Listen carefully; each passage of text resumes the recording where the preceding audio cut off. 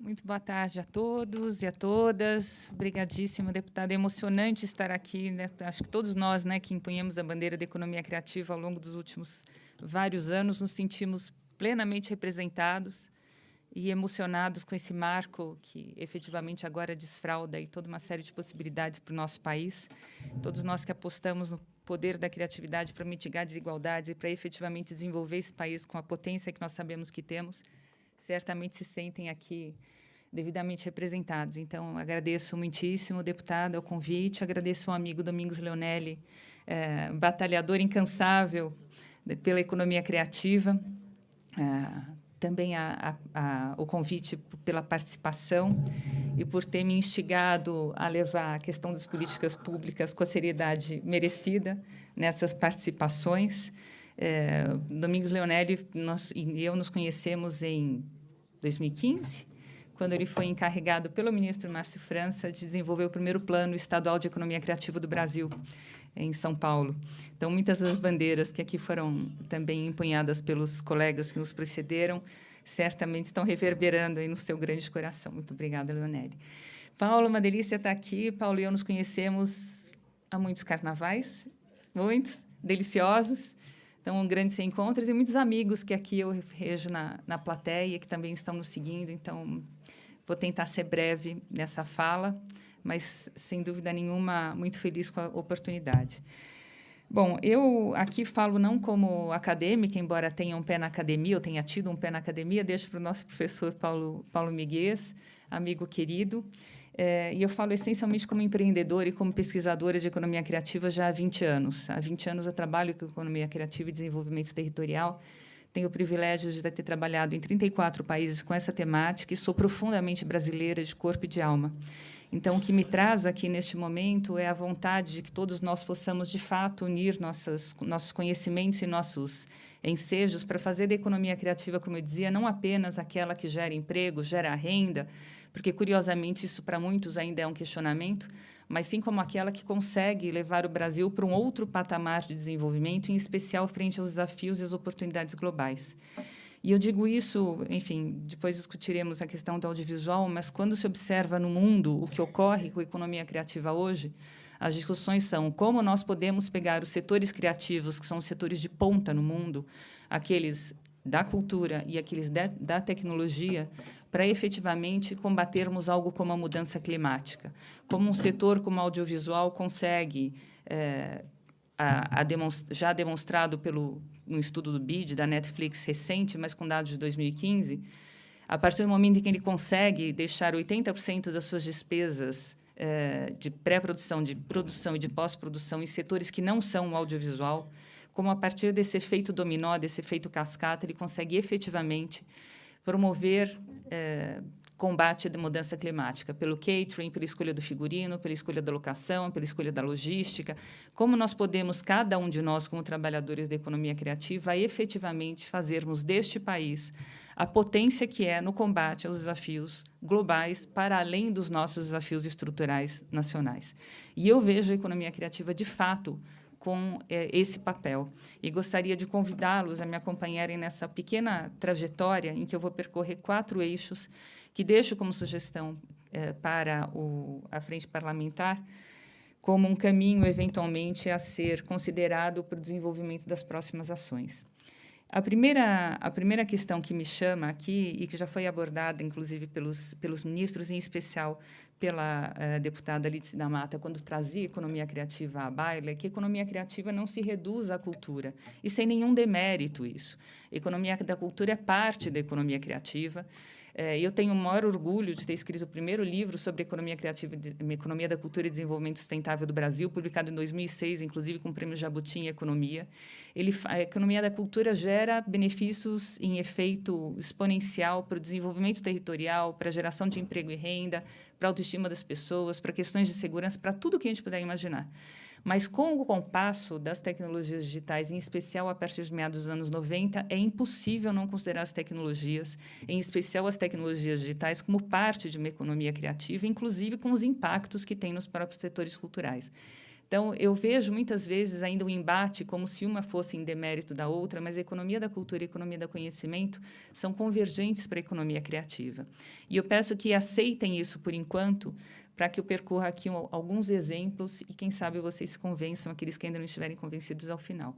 Se a gente pegar um país como a China, e não preciso dizer o que a China é hoje, cada vez mais tende a ser, a China fez um estudo junto ao Banco Mundial já há vários anos, chamada Potência Criativa, Desenvolvimento Harmônico e Sustentável.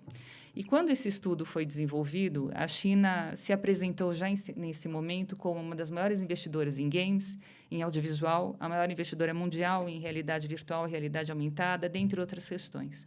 Se vocês observarem o que a China fez para além do desenvolvimento de tecnologia, de novas energias, de manufatura de ponta, enfim, tudo que a gente atribui hoje à China, e vocês tiverem a paciência de percorrerem o número de museus, por exemplo, da China, em 78 eram 519, em 2019 eram 5.100. E isso se dá não apenas pelo fato de a China precisa mostrar hoje que não é a China que nós concebíamos há alguns anos, mas a China começou a perceber que, para a economia ser criativa, os cidadãos têm que ser criativos, independentemente, inclusive, dos setores em que atuem. E, para que isso possa ocorrer, as pessoas precisam se oxigenar o tempo todo com criatividade, independentemente, de novo, daquilo que elas estejam fazendo. Para que eu possa oxigenar as pessoas, como é que eu desenvolvo um território, um ambiente mais criativo? E aí entra o ensino, dentre outras várias questões, os museus, que não são apenas para os turistas, mas são para que as pessoas possam ser mais criativas ao longo do seu trabalho. Se pegarmos um outro extremo em termos de concepção de mundo e formos para Montreal, Montreal há muitos anos, há 2 décadas pelo menos, criou dentro da prefeitura o Bureau de Design. A atribuição precípua do Bureau de Design é fazer com que qualquer pessoa que viva na cidade de Montreal tenha um olhar de designer, um olhar de inovador, sem o ser, necessariamente. E fazem isso por meio de intervenções na área urbana, por meio de articulações com os comerciantes para mexer nas fachadas, por meio de campeonatos para designers e pessoas afins que trabalham no setor criativo, para que todos da cidade possam se beneficiar disso. Então, quando eu digo que, para além da geração de emprego e renda, que são fundamentais, e o Jader Rosa, aqui do Itaú Cultural, é um dos grandes desbravadores desse tema, para nossa alegria, o que nós observamos é que a economia criativa é muito mais do que isso, que nós ainda, por hoje, não conseguimos absorver, mas que sabemos de sua potência, e, como dizia, inclusive, para combater desafios globais. Enquanto alguns países do mundo estão com essa bandeira de como a gente utiliza a economia criativa e suas reverberações para conseguirmos sobrepujar essas questões, no Brasil a gente ainda está discutindo se a economia criativa gera ou não emprego e renda, e a gente precisa acelerar essa história, porque já passou o momento. Então, quando falamos isso, eu gostaria de deixar aqui, como eu dizia, algumas sugestões do que vimos acompanhando como fundamental para o desenvolvimento, aprendendo, inclusive, com as bobagens dos outros países e nossas próprias. Primeira questão da economia criativa, eu sei que Paulo também é um grande defensor disso, porque foi com essa bandeira que nós nos conhecemos. Economia criativa, assim como uma frente parlamentar mista, só ocorre de forma articulada. É impossível pensar no que é economia criativa na França sem considerar que a economia criativa não repousa dentro do Ministério da Cultura, por mais que a cultura na França seja a cultura na França, ou no Ministério das Relações Exteriores, que, inclusive, investe mais em cultura do que o Ministério da Cultura sozinho. É impossível a gente falar do Ministério de Economia Criativa na França sem considerar também turismo e outras tantas questões, como algumas citadas aqui pelo presidente da Embratur, Marcelo Freixo. Então, quando a gente fala de economia criativa, muitas vezes há uma disputa entre ministérios, entre secretarias, dependendo da esfera governamental, de onde fica.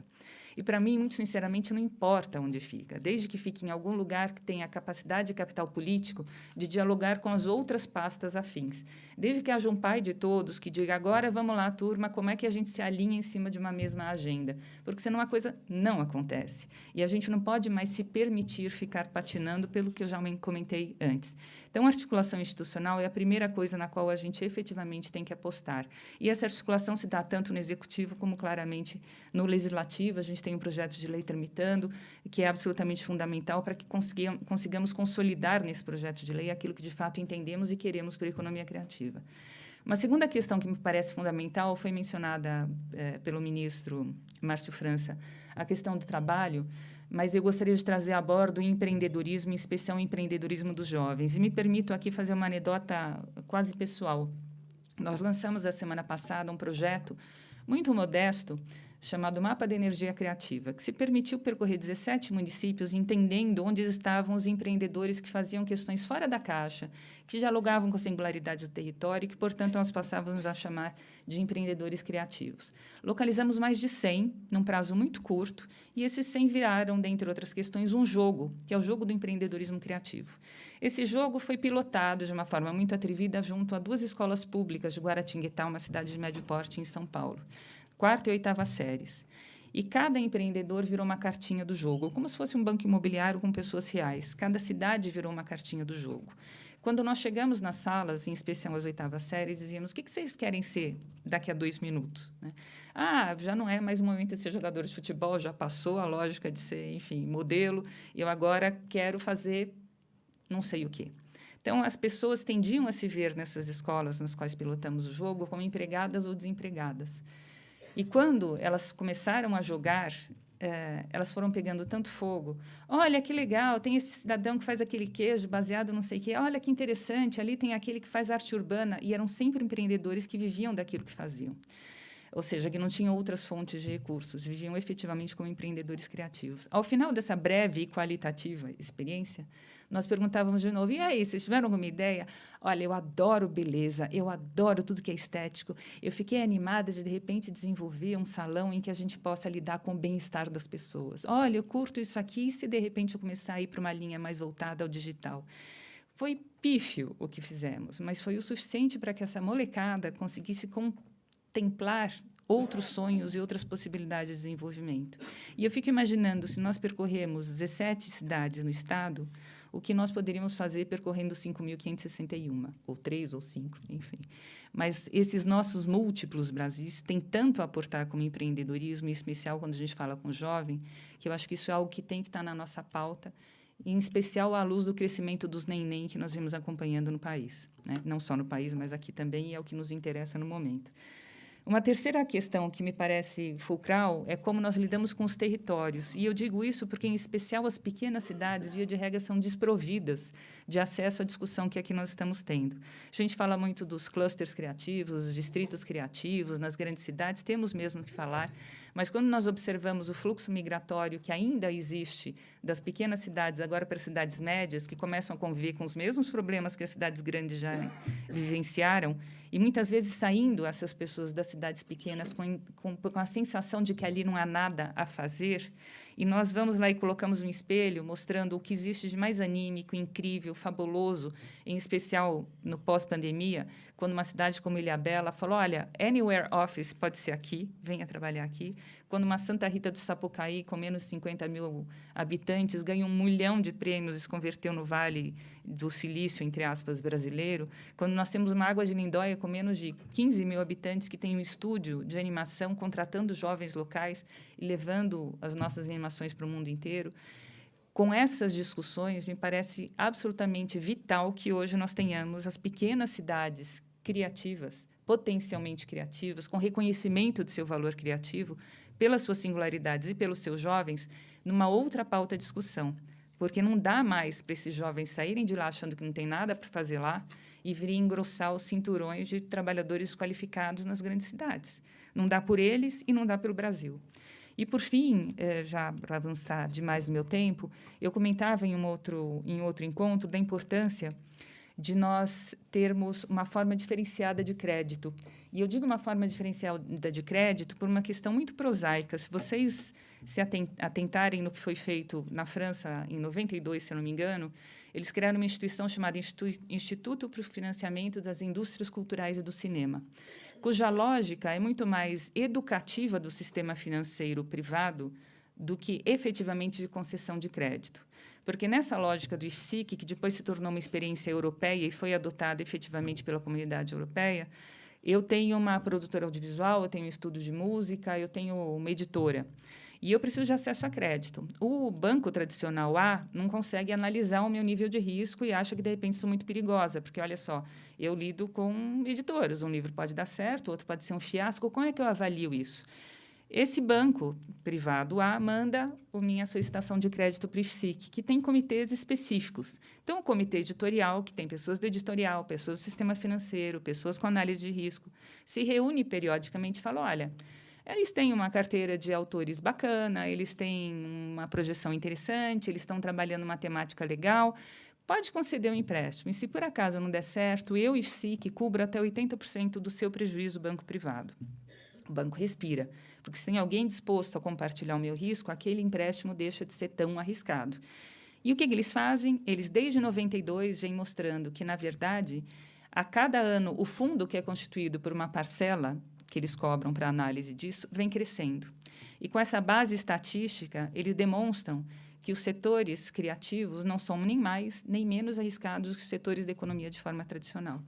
Então, mais do que nós termos bancos públicos eventualmente concedendo créditos com linhas privilegiadas, não são questões excludentes, o que eu acho que a gente precisa fazer é mostrar para o setor privado o que significa economia criativa e o que significam empresas criativas. E que não é pelo fato delas serem criativas que elas passam a ser mais arriscadas. Enfim, deixo aqui essas linhas de sugestões para que eventualmente sejam debatidas pela frente parlamentar. Agradeço mais uma vez o convite e fico muito feliz de ter tanta gente potente, importante, bacana, que circulou o mundo inteiro e resolveu que o Brasil é o seu lugar para fazer a diferença, né, Gustavo? Aqui com a gente. Obrigada.